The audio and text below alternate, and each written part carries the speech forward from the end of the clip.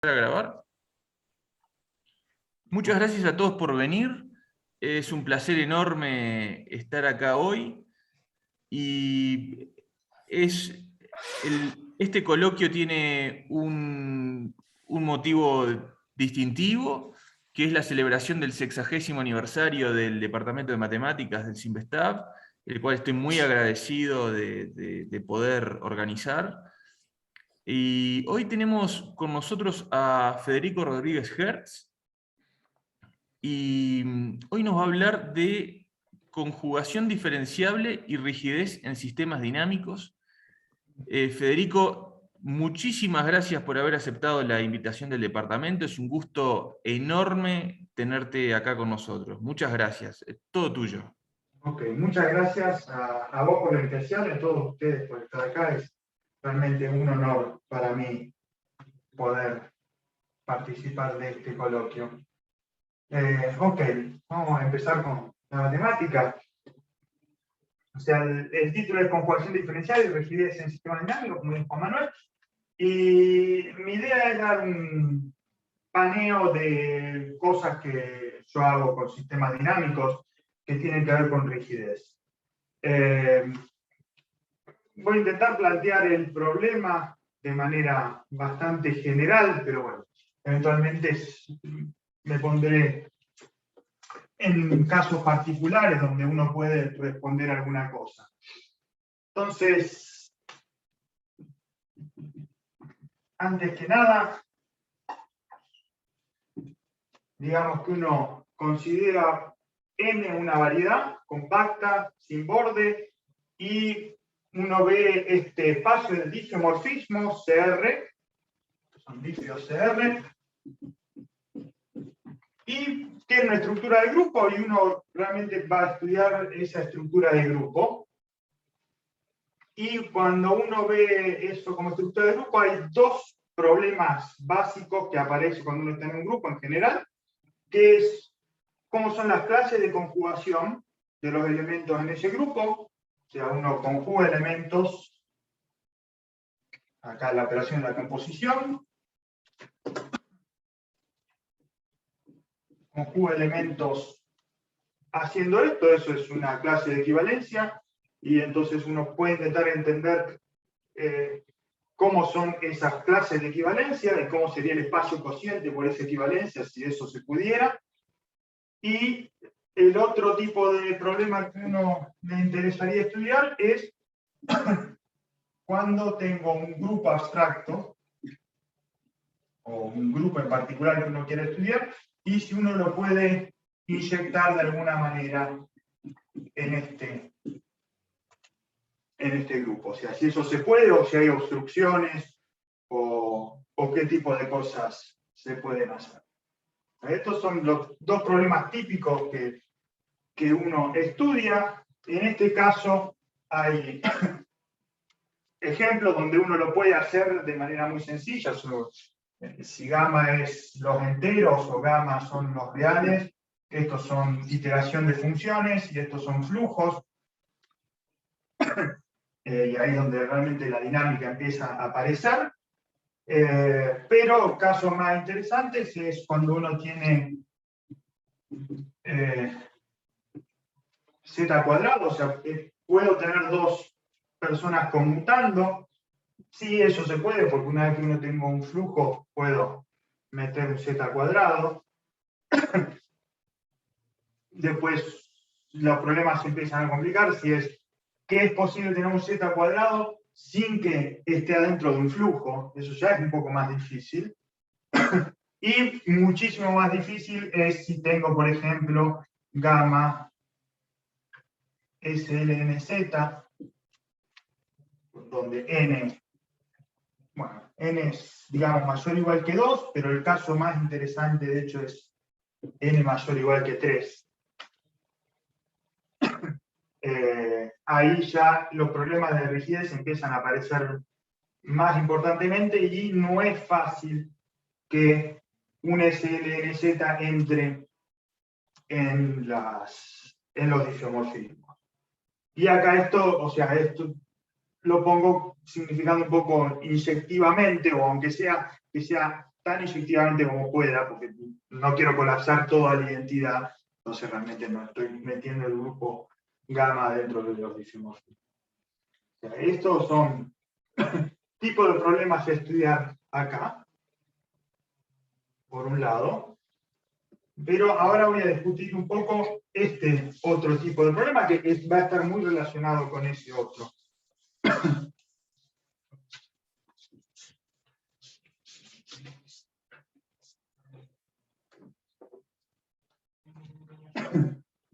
Para este tipo de problema, que puesto así es un problema de vuelta algebraico, de álgebra abstracto, pasa a ser un problema de dinámica cuando uno realmente se focaliza en qué es lo que realmente está pasando. Entonces, déjenme pasar un ejemplo de donde uno puede decir bastante sobre este problema.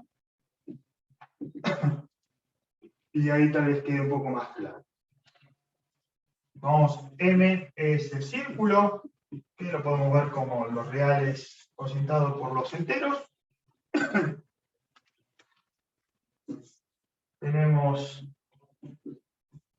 un dígito del círculo, de hecho un ohmio estaría bien sin problema para empezar con la teoría, y hay una cosa que se llama el número de rotación.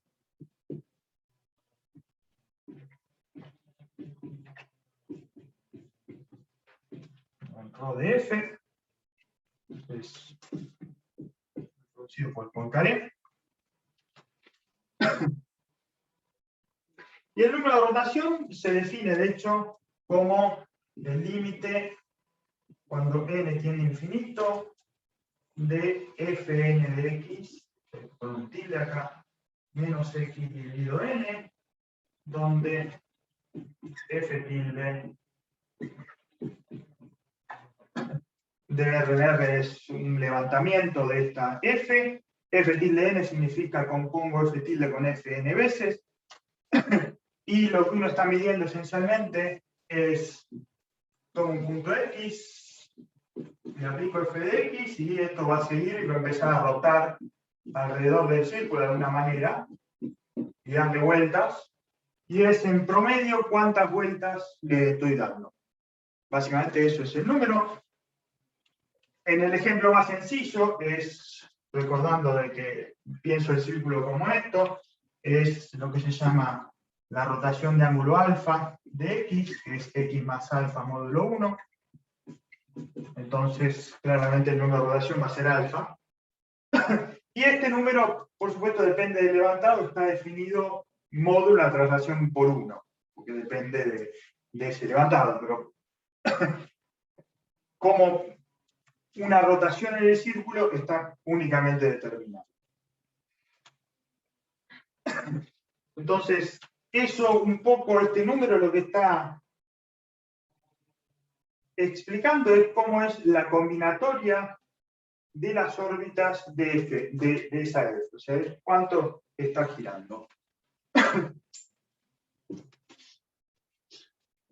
Hay un par de teoremas muy importantes, especialmente de Poincaré,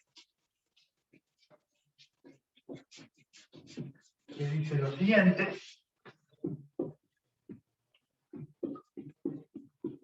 Poincaré dice 1, si ese rho de F es un racional, entonces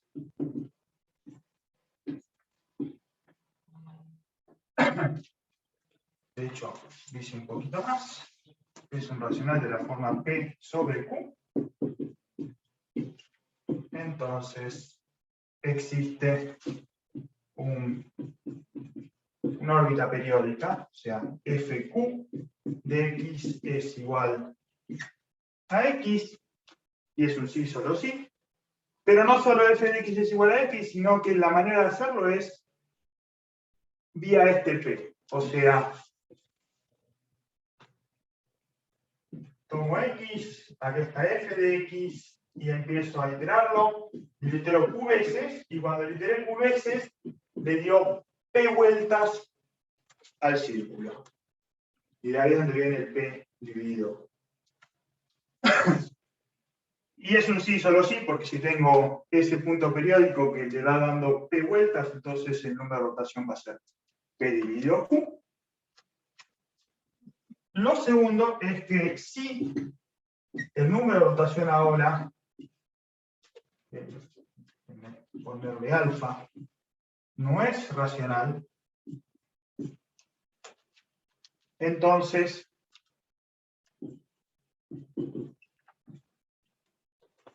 existe una H del círculo en el círculo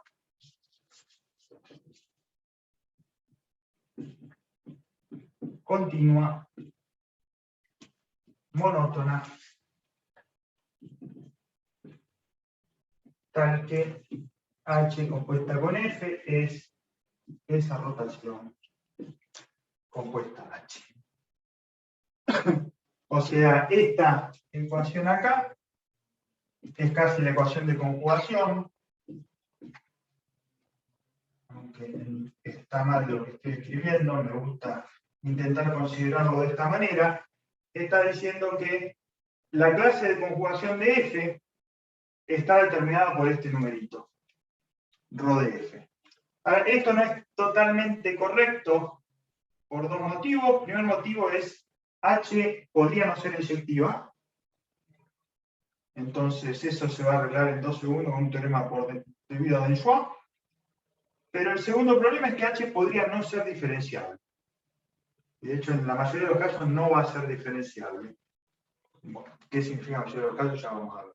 Entonces, al H no ser diferenciable, quiere decir que H no pertenece a estos difeomorfismos, quiere decir que ya no es realmente un problema algebraico lo que estamos teniendo, porque H no pertenece al grupo, pero de todos modos hay un problema geométrico y sobre todo dinámico, que es el que nos importa.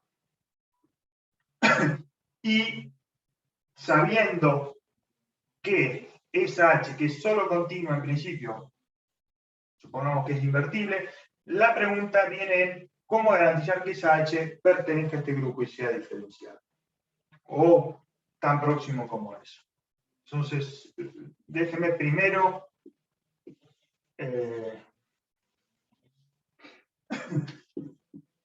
abordar el problema de H ser monótona, o sea, es monótona, pero no estrictamente monótona.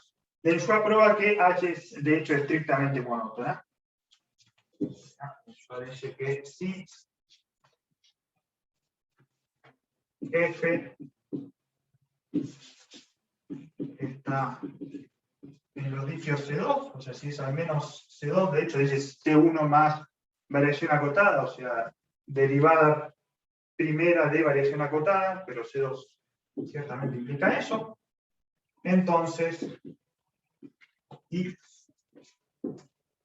ese número de rotación, llamamos alfa, no es racional, entonces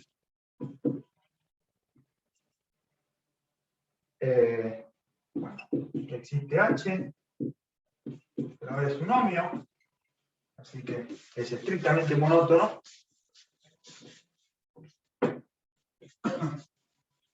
De hecho creciente, tal que la ecuación es rota.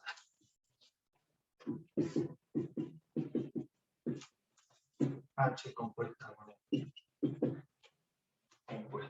con H menos 1 es esa rotación por alfa.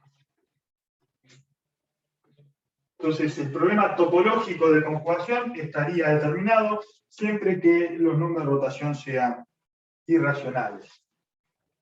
O sea, tenemos acá esta curva que sería un círculo contenido en los difios CR, de hecho, del círculo, que es las rotaciones, y sobre cada R alfa acá tengo una especie de subespacio, que es la clase de conjugación por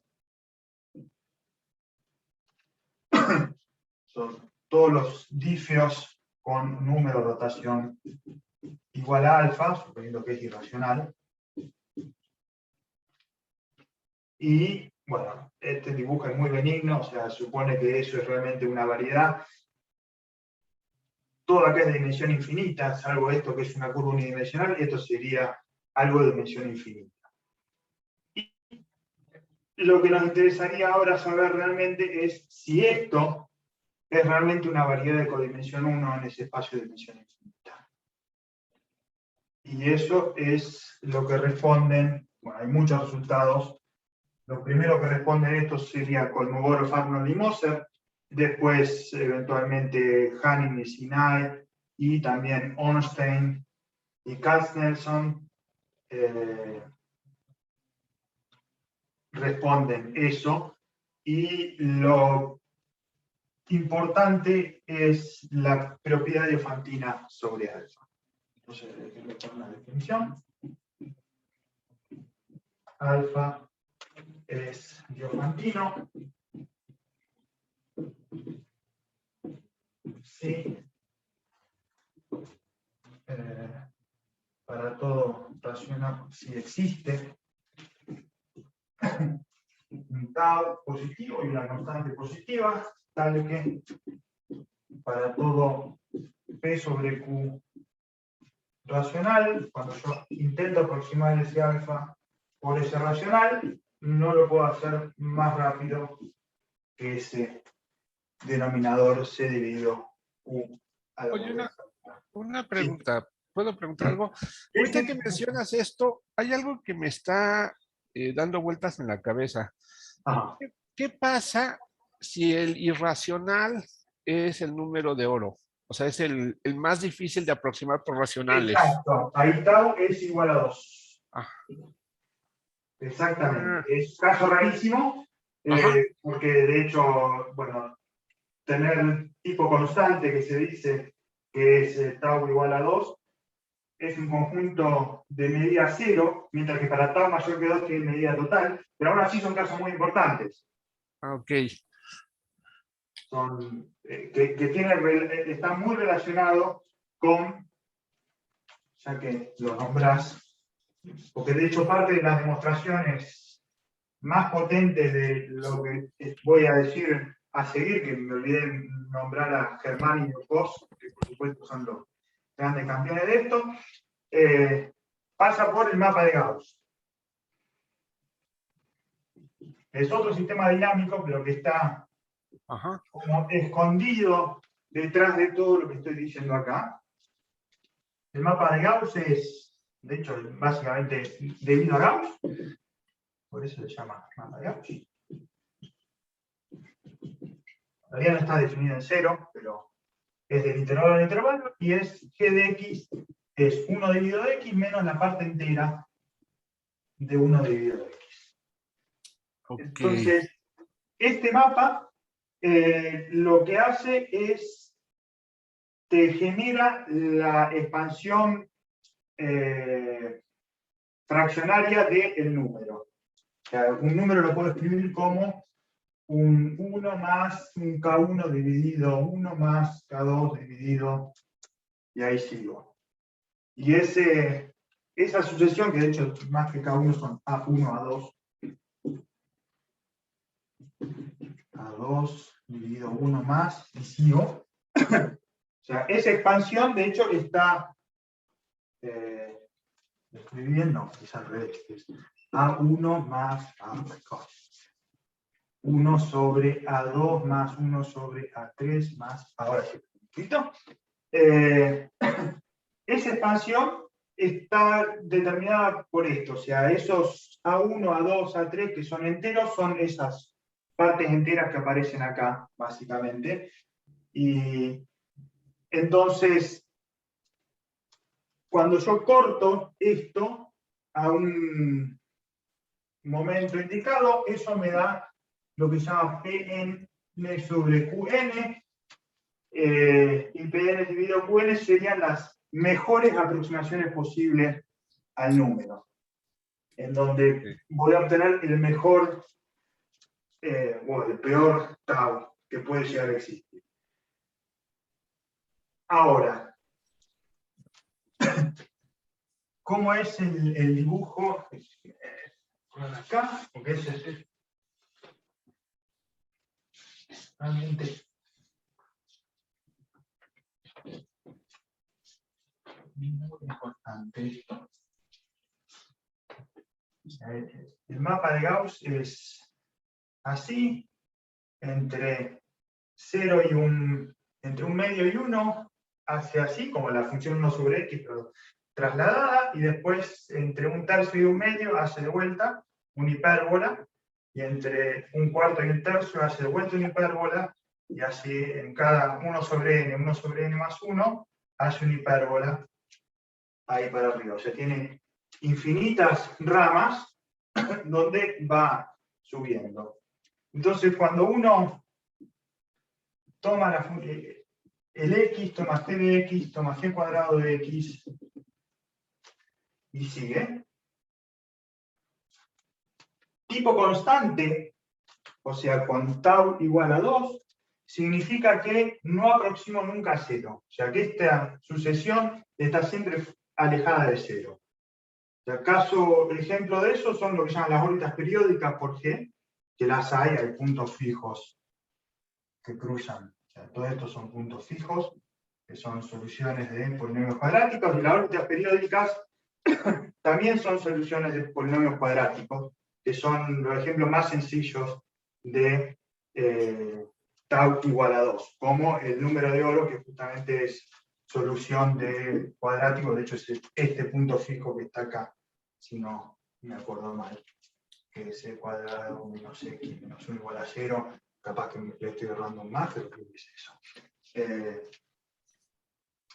Okay. Y bueno, esos son los mejores de Fantino. Después,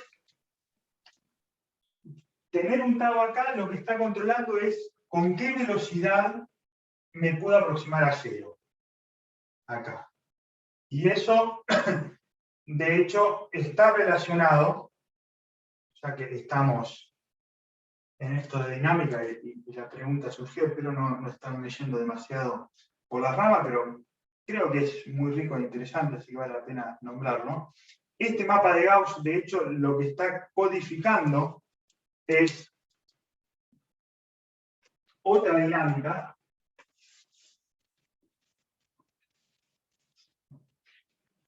que es una dinámica homogénea, muy en particular, que es la siguiente. Tomo como variedad SL2R, la cociento por SL2Z. Eso realmente no es exactamente una variedad porque este grupo no actúa, o sea, actúa discontinuamente en este espacio, pero no actúa sin puntos fijos. Se tiene puntos fijos. Y el espacio cociente, o sea, esto es tridimensional. Esto es una látice en ese grupo tridimensional. Y, de hecho, este espacio proyecta en el semiplano superior, dividido SL2Z. Lo llamo un orbifold. Básicamente son singularidades muy benignas. Y el grupo fundamental de esta acción es, nunca me sale bien los dibujos de esto, pero bueno, es básicamente algo así. Es este grupo fundamental. Este es un punto fijo de la acción, si está yendo la cosa correcta, y tengo estos dos puntos acá. Esta raya se viene identificada con esto esencialmente se viene identificado con esto, y me queda esa superficie que tiene, es un disco topológicamente, pero tiene este punto que es el mismo que este otro punto y el infinito ahí. Si uno desingulariza, lo que tengo es la esfera menos 3 puntos, pero no va a hacer esa desingularización. Y está lo que se llama, bueno, esto es la superficie, esto es lo que se llama el fibrado unitario tangente a la superficie, que no es nada más que esta superficie multiplicada por el círculo S1. Y está lo que se llama el flujo geodésico en esta variedad tridimensional o espacio tridimensional, que es multiplicar por la izquierda por la matriz e a la t sobre 2, 0, 0, e a la menos t sobre 2. Tomo ese flujo, que es multiplicar una matriz A por SL2Z. Cuando muevo T en R, esto genera un flujo en este espacio. Este flujo es un flujo muy rico, es lo que se llama un flujo danoso. Tiene un montón de órbitas periódicas. Y de hecho, las órbitas periódicas de esto está asociada a matrices 2×2, coeficientes enteros, que cuyo polinomio característico justamente es un cuadrático con coeficientes enteros que genera los números cuadráticos. Y las órbitas periódicas son justamente las que se corresponden con números que tienen y está igual a 2. Y para terminar esta reseña, si uno toma una transversal correcta, que creo que es tomar esto de acá, este segmento, transformarlo en un intervalo de longitud 1,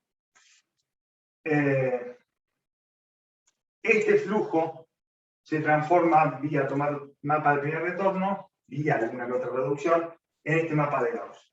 Así que las órbitas periódicas acá tienen correspondencia 1 a 1 con las órbitas periódicas para el mapa de Gauss, y el hecho de estar lejos de 0 acá significa que la órbita no va a infinito en ese cusp que tiene acá. Y si la órbita aproxima a 0, la pregunta es con qué velocidad esa órbita escapa a infinito. Y bueno, eso además tiene un montón de relaciones con un montón de matemáticas de lo más interesante. Que ya creo que me fui demasiado. Déjenme volver un poco a lo que veníamos hablando antes. Pero en la demostración, de hecho, de lo que voy a decir del teorema acá, sobre todo de la parte debida a Germán y a Yocos, está muy relacionado con aplicar esa transformación de Gauss y aplicar ese flujo geodésico. Voy a enunciar el teorema acá.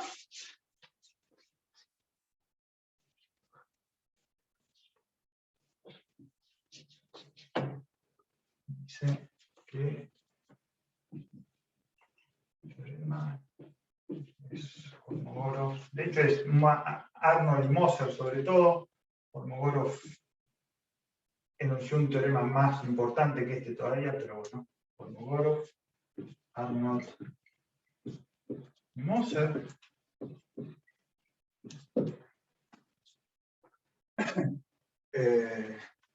Dice así, pongamos F del círculo en el círculo, C infinito, con un CR finito alcanza, pero entonces ahí es más difícil anunciarlo. Difio. Infinito del círculo, tal que el número de rotación de F sea Diofantina.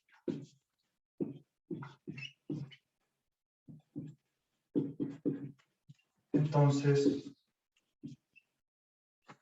existe H, un difio es infinito de S1, tal que H compuesta con F, compuesta con H, es esa rotación alfa, es el alfa como siempre.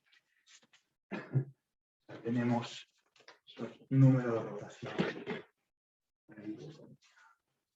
Y la H es la misma de siempre, la misma que encontró Poincaré, siempre es la misma, pero lo que se prueba es que esa H es un difio C infinito. Mientras que en el caso Liouville significa no delfantino, o sea, no importa cuán largo uno ponga tau, eso siempre hay un Q y un P que hacen que eso falle. Esto es realmente falso, hay montones de contraejemplos, montones de ejemplos donde H no es ni siquiera Helder continua y uno tiene número de rotación de ese número Liouville. Y no solo eso, en la demostración, si uno fija esta constante C y fija ese tau, uno tiene que esos números de rotación forman un conjunto de Cantor que tiene medida de nivel positiva si tau es mayor que 2. Y sobre ese conjunto de Cantor tengo que los difeomorfismos del círculo con ese número de rotación forman una especie de laminación donde estas son variedades de codimensión 1, donde el número de rotación es fijo y las clases de conjugación entonces son infinitos, y transversalmente tengo ese conjunto de campos. O sea, tengo esa partición del espacio de difeomorfismos con un número de rotación irracional entre, primero, superficie de nivel de esa función ρ en el círculo. Yo tengo la superficie de nivel también, bueno, los conjuntos de nivel más bien correspondientes a esa función ρ, y cuando estos, en la imagen me tomo ese conjunto de Cantor que tiene determinado, no se denota así, de hecho,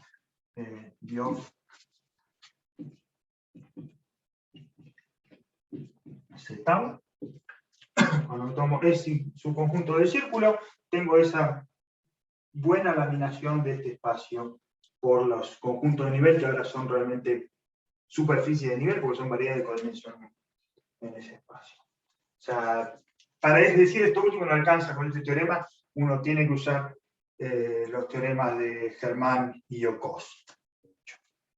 Pero bueno.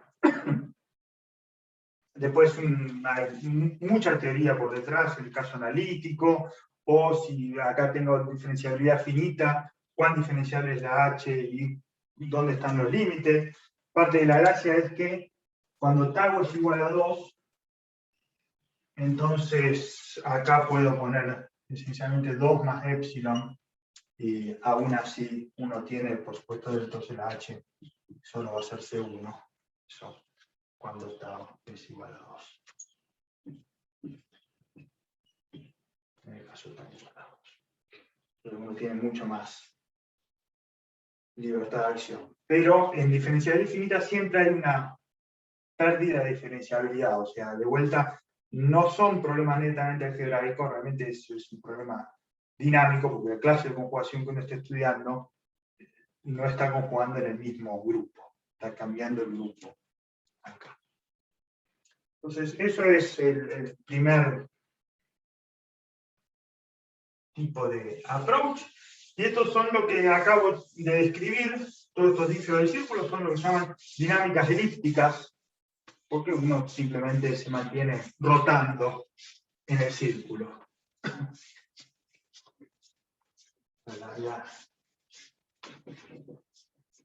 El siguiente paradigma es lo que se llama la dinámica hiperbólica.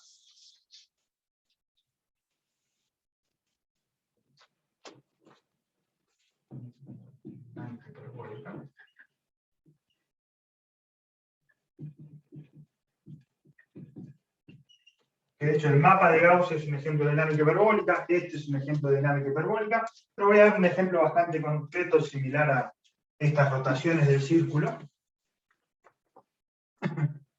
Ahora ya no van a ser difeomorfismos, para esto el ejemplo, van a ser endomorfismos.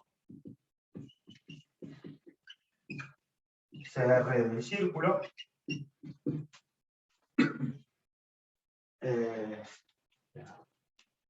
Una función CR, pero quiero que sea una transformación de cubrimiento, así que derivada diferente de 0 en todos lados.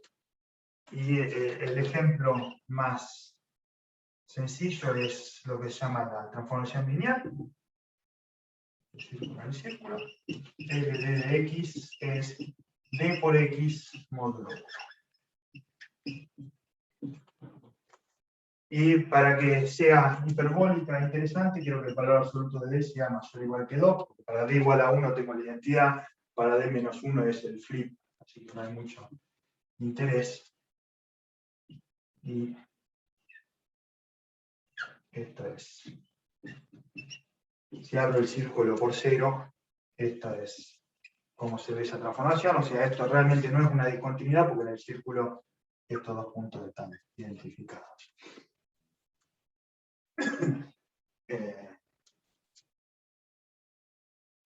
Como dije en aquel caso, en este caso esto es una dinámica muy rica, y déjenme intentar convencerlo de que es una dinámica muy rica. Ya. Debido a que tengo justamente esta codificación, ya tengo el espacio de secuencias de ceros y unos, voy a llamar este sigma 2, más, porque es solo secuencias positivas, y tengo lo que se llama la transformación de Shift en ese espacio de secuencias.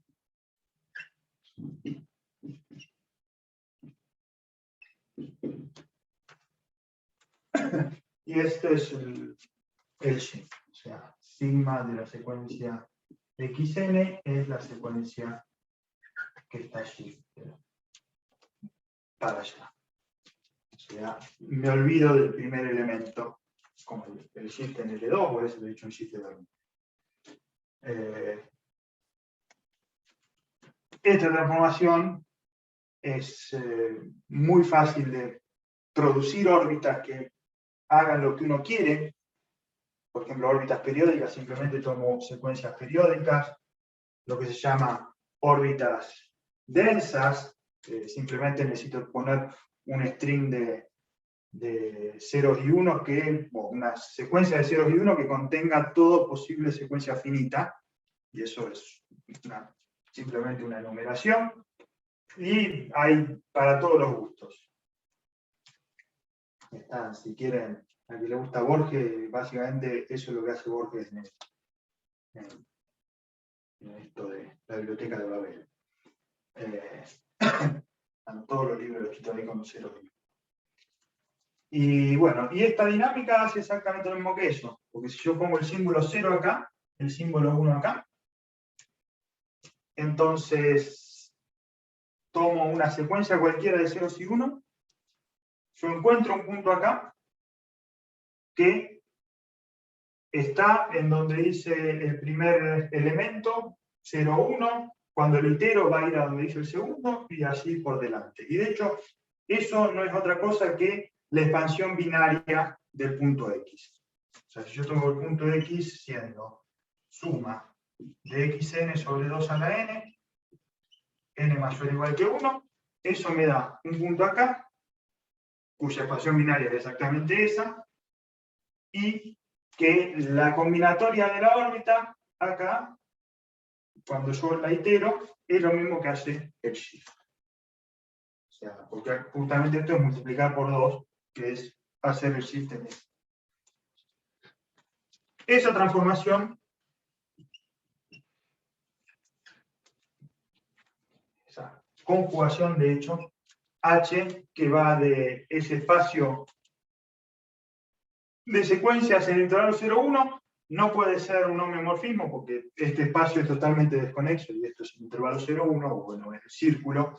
De hecho, la no inyectividad es explicada muy claramente por el hecho de que la expansión binaria no es única en los diádicos, en los racionales diádicos.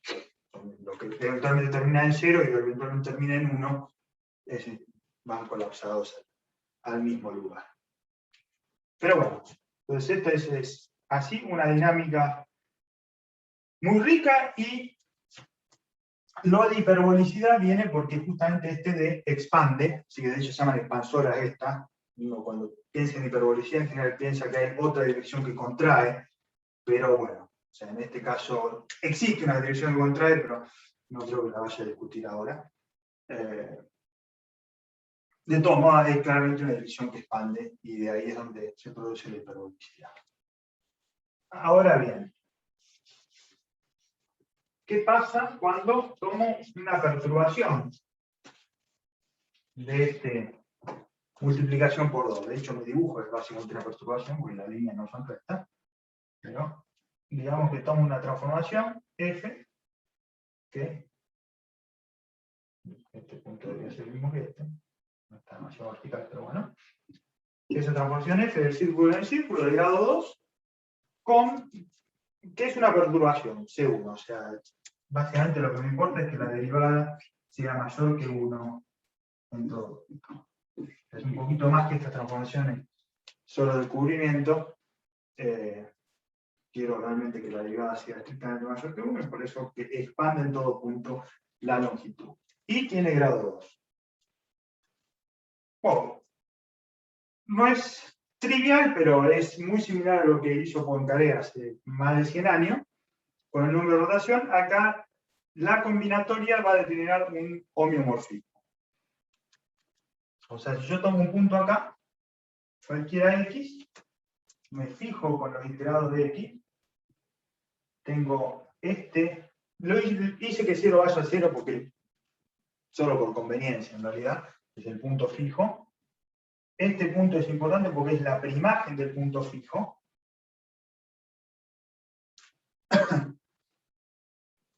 Y eso determina dos intervalos. El intervalo que va entre P y Q, y el intervalo que va entre Q y P de vuelta en el círculo. Entonces este intervalo lo llama I sub 0, a este intervalo lo llama I sub 1. Y cuando tomo esos iterados de X, me puedo preguntar si está en el intervalo I0 o en el intervalo I1.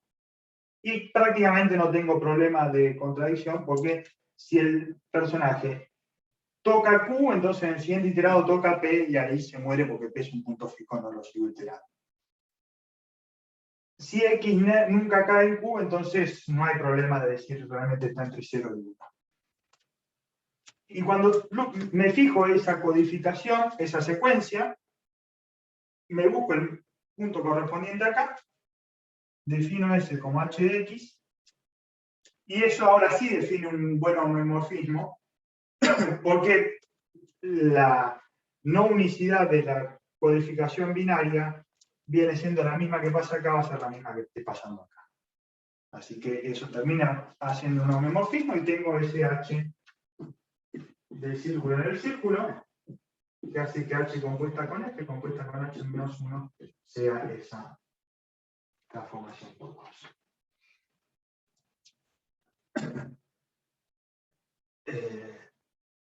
Ahora bien, SH es un homio, no es muy difícil realmente probar que es un homio. Es Helder continuo, pero yo lo que quiero es que sea diferenciable, para poder estar viendo clases de conjugación CR adentro de este espacio, que bueno, parece un semigrupo, no es un grupo. Puedo conjugar por difios del círculo.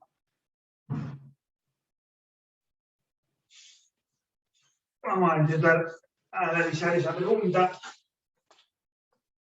Puedo hacer que H sea diferencial.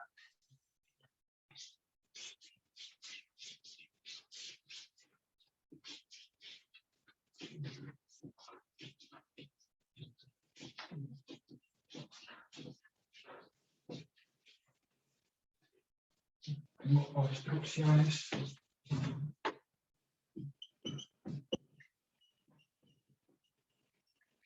Que H sea diferencial.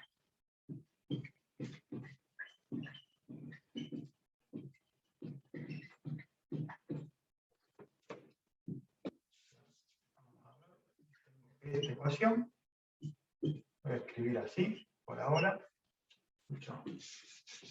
Vamos a hacerlo bien en general.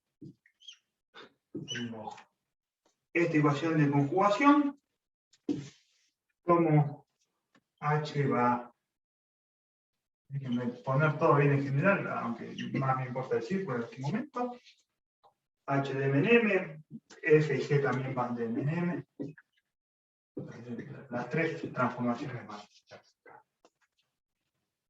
Y supongamos que tengo un punto fijo para F.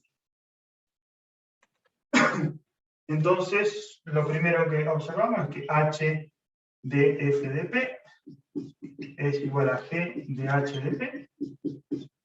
Y esto es H de P, así que H de P es un punto fijo para G también.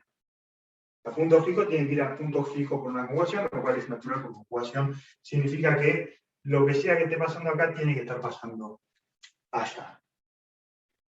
Pero si yo ahora uso regla de la cadena y diferencio esto acá, tengo que la derivada de h en f de p por la derivada de f en p tiene que ser la derivada de g en ese otro punto fijo h de p por la derivada de p en h. Ahora bien, elegí pi para que fuera un punto fijo para f justamente para que esto sea de ph por dp. Entonces, ¿qué me dice eso? Me dice que esta transformación lineal y esta transformación lineal tienen que ser conjugadas. En el caso del círculo, que es unidimensional, significa que este número y este número tienen que ser el mismo. ¿Está? Suponiendo que h es un difio, así que esa derivada es invertible. Estos dos números tienen que ser lo mismo. Exactamente lo mismo. O sea, en mi ejemplo acá, donde G era esa transformación con 2, y F es esta otra personaje. Acá la derivada P es este, que es 0, H de P también es 0, H de 0 es igual a 0.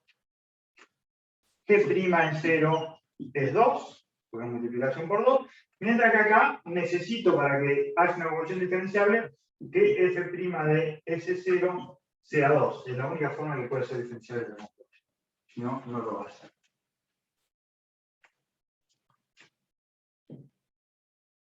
De esa manera es, por un lado, muy fácil construir transformaciones que expanden de grado 2, que son topológicamente conjugadas, o sea que la h es un nomio, pero que no es diferenciable. Simplemente elijo uno donde esta derivada sea distinto de 2, así que ya no va a poder ser diferenciable. Y la pregunta es, ¿cómo consigo forzar que sea diferenciable? Bueno, así como tengo esta posición para este punto fijo, cuando tengo un punto periódico, si itero n veces de un lado, itero n veces del otro, también van a ser conjugados.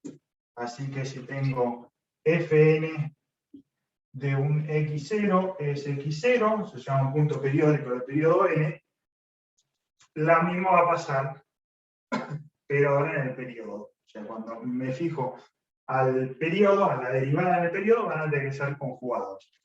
Y acá tengo puntos periódicos, de hecho, todo irracional, todo racional que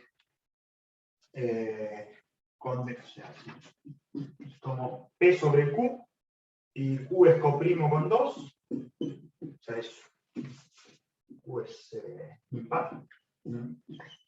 Entonces tengo que G a la n de P sobre Q va a ser P sobre Q para algún n, así que tengo un montón de puntos periódicos acá, y cada uno de esos puntos periódicos va a tener un punto periódico correspondiente para F, y necesito que esa derivada para este personaje de acá sea 2 a la potencia n, porque la derivada de acá va a ser 2 a la potencia n. Entonces tengo todas esas obstrucciones ya. Para cada punto periódico necesito, o sea, tengo esa ecuación, o en general Fn' en el punto periódico correspondiente, que lo llamo x sub p sobre q, tiene que ser 2 a la n. Y esto es una ecuación en f. O sea, ese xp sobre q está determinado por f, uno lo puede analizar explícitamente. ¿Quién es? Depende, de hecho, de una manera diferenciable con f. Hay una continuación analítica de este punto, o sea, de este punto para cuando muevo el f. Vamos a f ahí para indicar que depende del f. Y esta derivada, de vuelta, es una función analítica. Así que esta ecuación que acabo de escribir es una ecuación implícita en f.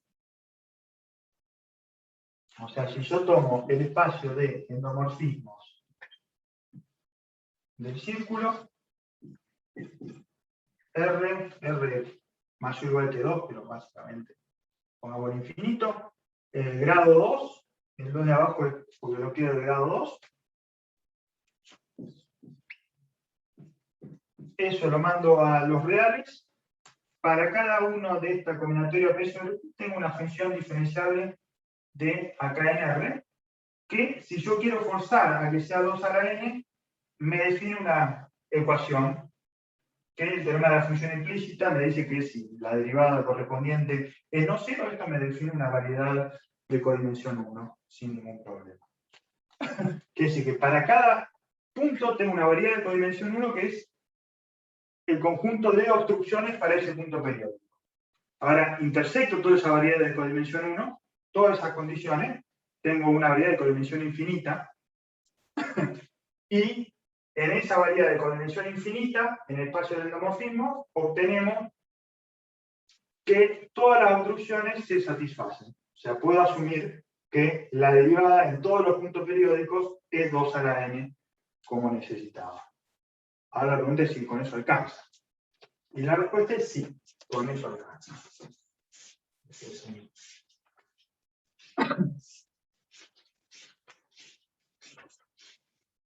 Y el lema, que en realidad es un corolario de un trabajo, pero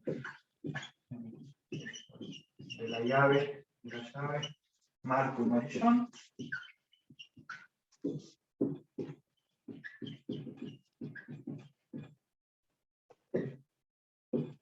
Que dice lo siguiente: F y G del círculo en el círculo,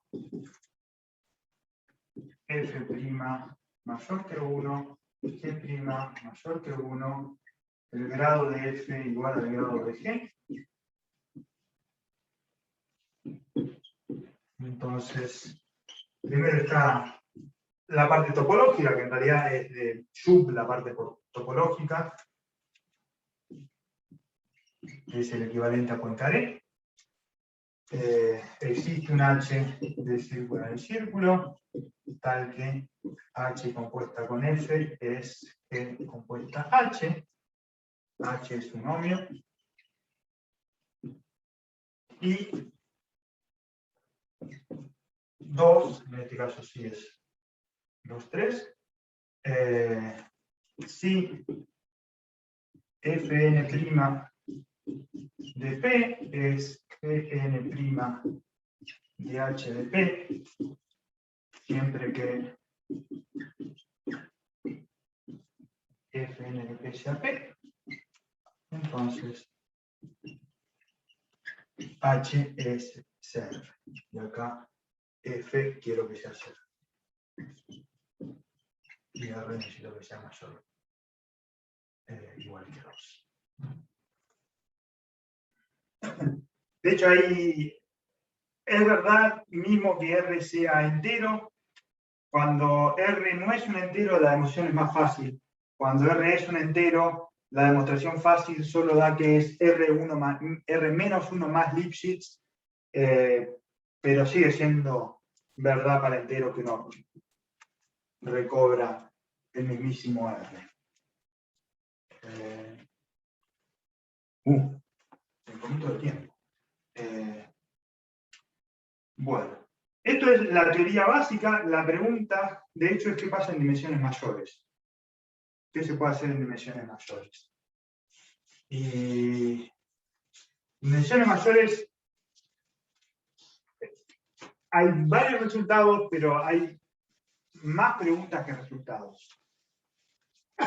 El hecho de que el círculo es el círculo y tiene dimensión 1 facilita un montón. Y parte del problema es que esa ecuación diferenciable que teníamos acá,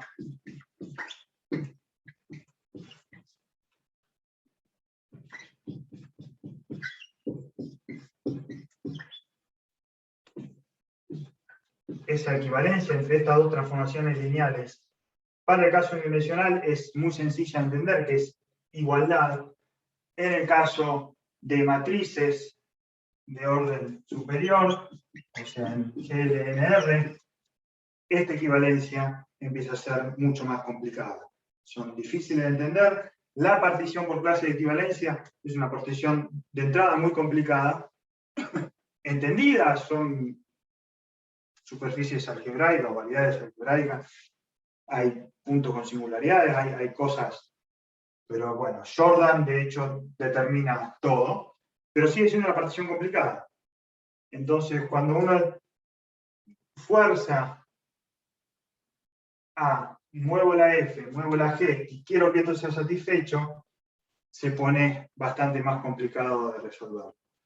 Y sobre todo más si uno lo quiere eventualmente obtener esa equivalencia fuera de los puntos periódicos y resolver este tipo de ecuaciones. O sea, son ecuaciones bastante complicadas de resolver, son ecuaciones de cociclo y, bueno, el 90% del estudio de rigidez en estos sistemas dinámicos y de diferenciabilidad está en poder resolver esta ecuación o no. Y la respuesta no es muy espectacular porque no hay muy pocas respuestas, pero lo que sí es verdad es que en dimensión 2 es verdad, para Diffeos T2, en todo T2, lo que se llama Diffeo de Anoso,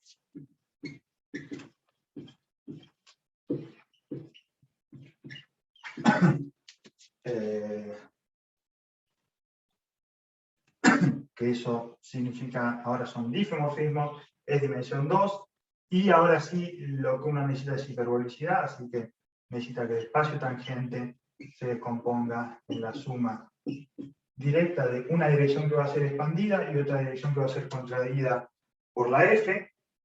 Ejemplo de eso es cuando la F de vuelta es una transformación lineal. Este es el ejemplo más clásico. Y uno tiene los perturbados de este también. Y en ese caso, la posibilidad de solución o no solución de esta ecuación está muy bien entendida y la respuesta es muy similar a esa. El siguiente caso, que es bastante entendido, es ahora Tn, misma condición en tener ese tipo de descomposición hiperbólica, y los ejemplos ahora son matrices hiperbólicas, o sea, no autovalor del módulo 1, donde uno tiene ese tipo de splitting y las perturbaciones. Y en ese caso, ya resolver este problema ya es bastante más complicado. O sea, cuando la matriz tiene espectro simple y real, o sea, todos los autovalores del módulo diferente y reales, entonces esto tiene respuesta, es por Gogolev y Gaisinski, pero cuando ya las matrices tienen autovalores dobles o cosas de ese estilo, entonces ya hay ejemplos muy complicados para entender, y naturalmente es lo que yo decía antes, o sea, la respuesta a este tipo de problemas, en el caso más sencillo, es la decomposición de Jordan. Así que si tengo que no hay autovalores repetidos, la Jordan me da una muy buena respuesta a la clase de conjugación de matrices. Cuando hay autovalores repetidos, entonces, bueno, Jordan me dice, tengo bloque de Jordan, no tengo bloque de Jordan, ya es algo muy delicado a la hora de discutir, y bueno, eso se refleja en lo complicado que es este problema ahí. Pero bueno, creo que ya hablé demasiado, mejor paro. Muchas gracias por todo y por escucharme pacientemente. Muchas gracias, Federico. Súper interesante. ¿Preguntas? ¿Alguien tiene preguntas para Federico? Sí, yo tengo una pregunta. Uh-huh. De vuelta con lo que habías comentado, perdón, ahora sí encontré una cámara. Sí. De vuelta sobre lo que habías comentado del mapeo de Gauss y la división de SL2R sobre SL2Z, me recuerda que ese es el dominio fundamental de las funciones modulares, las funciones de Sí. variable compleja, invariantes. Entonces supongo que las transformaciones de Möbius tienen que estar relacionadas con todo esto de aquí. absolutamente. ¿Cuáles son las órbitas no triviales usando transformaciones de medios? ¿Puedes dar un ejemplo? Porque supongo que las transformaciones de medios se tienen que generar también órbitas no triviales. Exacto, bueno, ¿Cómo son? Porque yo trabajo en variable compleja y nunca, bueno, generalmente no trabajamos con órbitas muy complicadas. ajá. ¿Cómo son cuando cuando son complicadas? Ok, dar un ejemplo no es tan sencillo, un ejemplo explícito, pero lo que sí es verdad es que casi toda órbita Ajá. va a ser complicada, va a ser densa, de hecho. O sea, con respecto al Lebesgue. Si en SL2R ponen la medida de Lebesgue, y para casi toda matriz, casi toda Möbius va a tener una órbita que se hace densa. De hecho, no solo densa, sino que equidistribuida. O sea, el promedio lo que se llama ergodicidad, eso. O sea, el promedio del tiempo que pasa en una región es la medida de esa región. Eso es verdad, pero de hecho es... Con la medida hiperbólica. Exacto, O sea, exacto. sí. Exacto. Ahora, ejemplos particulares, uno, como siempre, con estos temas de medidas, una cosa es tener medida total, otra cosa es obtener un ejemplo específico de un elemento así. Ahí donde el mapa de Gauss, de hecho, ayuda mucho, aunque siguen sin ser demasiado explícito, porque ahí uno elige la fracción continua. Y ahí uno busca sus secuencias de A1, A2, a N, y uno la fuerza a moverse. Exacto. Y ahí uno dice por dónde uno quiere que vaya viajando. Y de hecho eso es lo que es la propiedad de Markov para el mapa de Gauss, que pasaba en esta transformación y con la expansión binaria. De hecho, la expansión binaria es a esta transformación lo mismo que esa expansión en fracciones continuas es al mapa de Gauss. Entonces, la gracia es que cada uno de estos intervalos se mapea sobre todo. Así que yo quiero un punto que haga este itinerario, hago esa fracción continua con esos numeritos y obtengo eso. Eso está, como siempre, en teoría funciona todo bien. Si me preguntás 1 sobre pi va a ser densa, eso no te lo puedo decir. Eso es problema abierto. Ya sé los cálculos a mano. Sí, el problema del mapeo de Gauss y las fracciones expandidas es que es la forma más sencilla de demostrar que los irracionales tienen la topología de n a la omega. Pero claro, el hecho de que tenga esa topología significa que no es fácil dar ejemplos sencillos. Exacto, exacto. O sea, vas a obtener algo que debe ser casi denso sobre todos los irracionales. Exacto, sí. Que ya entiendo por dónde va. Exacto. Sería interesante hacer un ejemplo para ver qué es lo que pasa. Sí. Ok, gracias. La verdad, muy interesante. Gracias por la pregunta. Perfecto. Gracias. ¿Más preguntas a Federico? Hola Federico, gracias por la plática. En el teorema de Kolmogorov, Arnold y Moser, parecía que la dinámica que obtenías tenía que ver con variedades solenoidales, no estoy seguro, porque decías que era Cantor en una dirección y eran variedades suaves, ¿no? En otra. De hecho, hay un poco de estructura de Cantor en la otra dirección, y lo que pasa que, de hecho, hay una dinámica por detrás de ese teorema que vuelve a estar relacionado con esto, con esta dinámica más hiperbólica, y de hecho con el mapa de Gauss, que tiene que ver con tomar el límite inverso del mapa de Gauss. Es un poco más sencillo hacerlo con la transformación por 2. O sea, uno hace el mismo proceso, que es, ¿qué hago si yo quiero hacer que esa transformación sea invertible? No es invertible porque es 2 a 1, pero yo puedo forzar que sea invertible poniendo todas las órbitas pasadas. O sea, la órbita pasada, cuando yo itero para el pasado, tengo 2 primágenes, y cada de esas primágenes tiene 2 primágenes, y así sigo. Entonces eso lo incorporo al espacio, y lo que me da justamente es un solenoide. O sea, tengo la dirección arquimediana, o sea, euclidiana, que viene del círculo, y la dirección Cantor transversal. Ese solenoide se proyecta sobre el círculo, y la dinámica que tengo acá arriba se proyecta sobre esta transformación por 2 acá. Y cuando tomo primágenes, entonces, en el solenoide lo que estoy haciendo es, en la parte euclidiana, me estoy moviendo, dividiendo por 2, y después en la vertical decido si voy a la derecha o voy a la izquierda.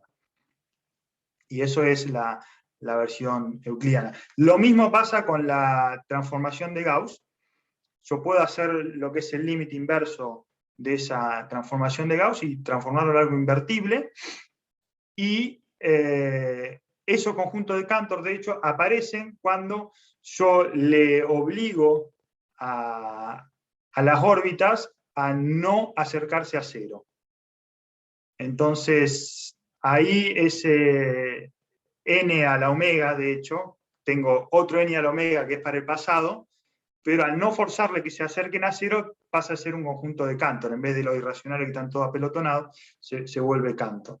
Pero hacerle el n a la omega pasado es lo que hace el solenoide, justamente como vos decías. Ok, gracias. ¿Otra pregunta a Federico?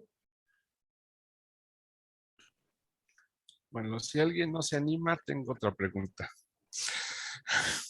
Perdón, lo que pasa es que hay muchas cosas que me están dando vuelta en la cabeza. Cuando tienes el problema de que el diffeomorfismo no es un diffeomorfismo, es decir, no es diferenciable, Ok. puedes forzar, bueno, puedes meter la condición de diferenciabilidad en el sentido suave como distribución. De hecho, sí, o sea, es una de las técnicas que se usa para probar eventualmente que es diferenciable. O sea, uno toma las derivadas débil y prueba eventualmente que, de hecho, en uno de los casos lo que uno prueba es que tiene derivadas débil de todos los órdenes, y que esas derivadas débil de todos los órdenes pertenece a las distribuciones, pero de un orden fijo. Ok, ya, ¿por dónde va? Entonces de ahí uno termina obteniendo la diferenciabilidad del personaje. Ok. Me sonaba razonable esa parte. Bueno, Sí, gracias de vuelta. Excelente, excelente.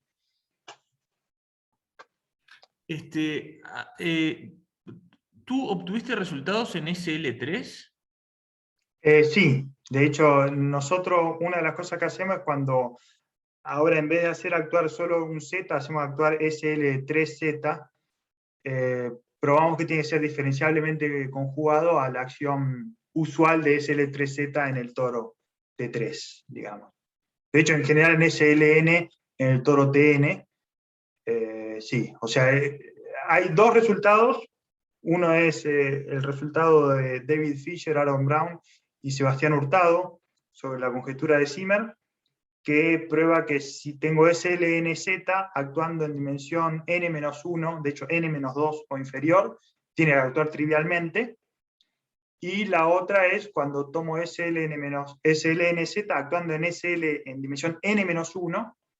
En ese caso, los ejemplos son la acción de borde, o sea, es la acción proyectiva en el espacio proyectivo por las líneas, o la acción trivial. La acción trivial no tiene gracia, y eso probamos con Aaron Brown y Siren Wang, que eso efectivamente pasa. Y por último, el SLNZ en dimensión n, los ejemplos vuelven a ser los proyectivos, pero está el ejemplo de la acción en el toro, y entonces ahí en realidad estamos trabajando, todavía no está terminado, pero estaremos probando que es lo obvio, o sea, tiene que ser diferenciablemente conjugado a esa acción lineal en el toro. Y las técnicas son muy similares a lo que acabo de contar. Okay. O sea, en generalizaciones de CAM, que bueno, como tú bien dijiste, está súper relacionado, Volotin trabajó también, ¿no? Sí, sí.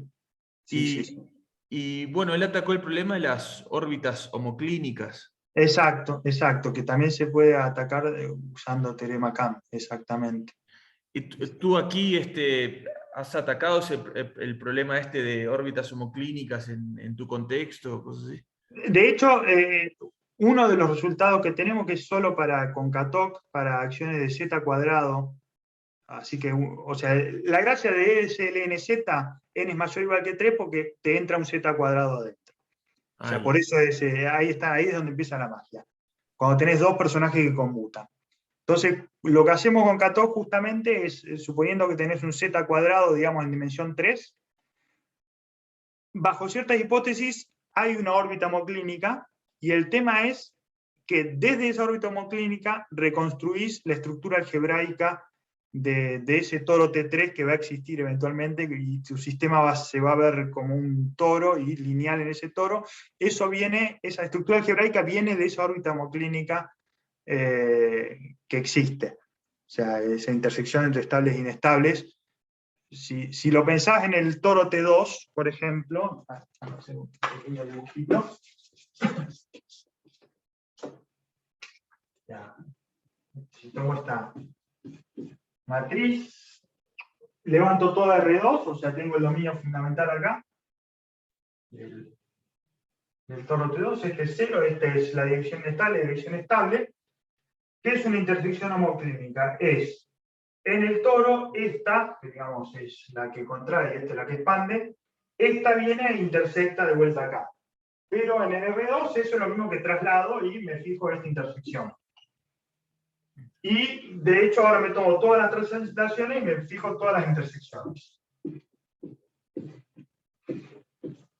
Y esas son todas las posibles órbitas homoclínicas. Ahora, esas forman un grupo, porque de hecho las produje haciendo traslaciones. Así que es un subgrupo. Y eso es lo que llamamos el grupo homoclínico. Y la magia está que esto que pasa para el lineal, pasa para los a priori no lineales también. O sea, esa intersección homoclínica pasa a tener una estructura de grupo y eventualmente probamos que es un grupo finitamente generado, de hecho con 3 generadores y estás en T3, y de ahí es donde empezás a después reconstruir el toro T3. Está buenísimo, eso ya está en Archive, ya se puede leer. Sí, está. El paper se llama Arithmeticity and Topology for High Rank Abelian Actions. Excelente, está excelente. Está buenísimo. Cualquier duda te mando. Dale, sí. Si alguien tiene alguna otra pregunta. Bueno, muchísimas gracias, Federico. Muchas gracias a ustedes. Un gustísimo. Fue un placer tenerte con nosotros y súper interesante, obviamente.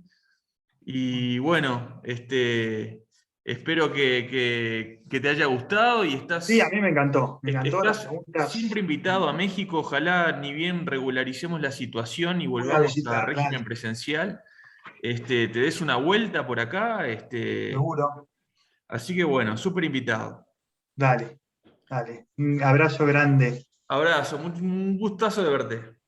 Gustazo de verlo. Gracias, Federico. Hasta luego. No, de nada. Hasta luego. Está muy bien. Adiós, Juan Manuel, Eduardo, todos. Chao. Nos vemos, Héctor. Gracias. Chao. Nos vemos, Eduardo. Nos vemos.